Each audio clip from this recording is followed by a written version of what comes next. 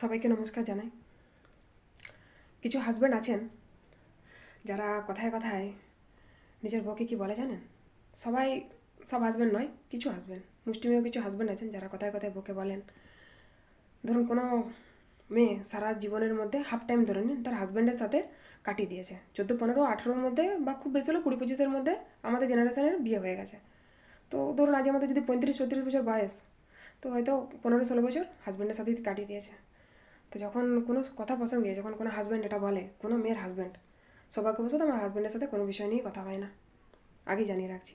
তো কোনো হাজব্যান্ড যদি এটা বলে যে তুমি আমার জন্য কী করেছো, তো আমি সেই মেয়েগুলোকেই বা সে ফিমেলদেরকে একটা কথাই বলতে চাই, তখন আপনার হাজব্যান্ডকে খুব সুন্দরভাবে একটা কথা বলবেন যে আমি যাদের সাথে 18 থেকে 20 বছর থেকে এসেছি, যাদের আমি হার্টবিট বা যাদের বেঁচে থাকার কারণ, তাদেরকে ছেড়ে তোমাদের ফ্যামিলিতে এসেছি। তোমাদের ফ্যামিলিতে এসেছে যত অভাব অনটন বলুন বা যাই বলুন, যে যে সিচুয়েশানের মধ্যে তুমি রেখেছো সেগুলোর মধ্যে আমি থেকেছি। যে ব্যথাটা নর্মাল মানুষ 7 থেকে 8-এর বেশি সহ্য করতে পারে না, মারা যায়, সে জায়গাতে আমরা 12 পাউন্ড ব্যথা সহ্য করে পৃথিবীতে তোমার সন্তানদেরকে জন্ম দিয়েছি, যারা তোমাকে বাবা বলে ডাকবে।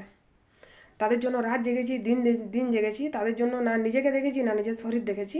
তাদের জন্য যদি কেরিয়ার তৈরি করা ছিল কেরিয়ারও তৈরি করিনি, সংসারের পেছনে সমস্ত সময়টা ইনভেস্ট করেছি।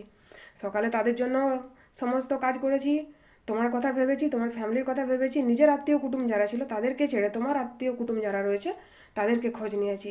নিজের বোনকে বাদ দিয়ে, নিজের দাদাকে বাদ দিয়ে, নিজের দিদিকে বাদ দিয়ে, তোমার দাদা দিদি যারা রয়েছে তাদেরকে 24 ঘন্টা তাদের সেবায় আমি নিজেকে রেডি রেখেছি বা তৈরি রেখেছি। তুমি কি খাবে, কোনটা তোমার ভালো লাগে, সেটার উপরে আমি সারাদিন রান্না বান্না করে তোমার সামনে তোমার মুখের সামনে এগিয়ে দিয়েছি। নিজে কি খাবো সেটাও আজকে ভুলে গেছি। তুমি কি পড়তে ভালোবাসো, কি করলে তুমি ভালো থাকবে, কি করলে তোমার ফ্যামিলি আরও বেশি ভালো জায়গায় চলে যাবে, আমি সেই চেষ্টা করেছি।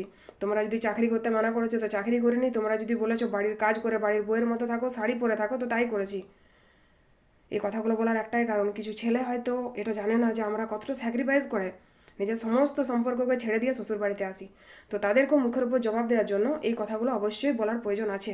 তার কারণ মাঝে মধ্যে বললে না সামনের মানুষটাকে না অপমান করা হয় না, তাকে নিজের ভুলগুলোকে ধরিয়ে দেওয়া হয়। ভুল ধরানোর খুব প্রয়োজন আছে। ভুল যদি আমরা রেখে দিই না, ওই ছোট ভুল থেকে একদিন আর একটা বড় ভুল হতে বেশি সময় লাগবে না। তো কিছু যদি ফিমেল থাকেন যারা প্রতিবাদ করতে জানেন বা কথা বলতে জানেন, অবশ্যই চোখে চোখ রেখে এই কথাগুলো বলবেন। তার কারণ আমার বাবা মারা আমাদেরকে অনেক কষ্ট করে মানুষ করেছে। এই ছোট্ট ভিডিওটা যদি কারো ভালো লেগে থাকে অবশ্যই লাইক করবেন, যদি কিছু বলতে ইচ্ছা করে কমেন্ট বক্সে জানাবেন, যদি চ্যানেলটা সাবস্ক্রাইব করতে ইচ্ছা করে অবশ্যই সাবস্ক্রাইব করে পাশে থাকবেন। সবাইকে অনেক ভালোবাসা। ব্লগটা এখানেই শেষ করছি।